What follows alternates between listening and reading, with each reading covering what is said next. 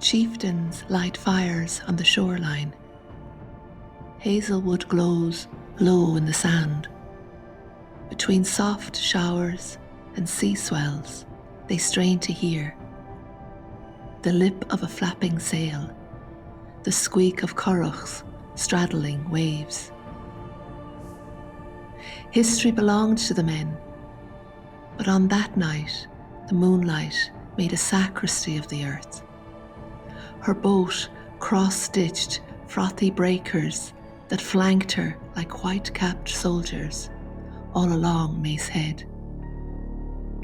Turning the bow to cut the wind, stretched ahead her flood-lit highway. She had never been more sure of the stars.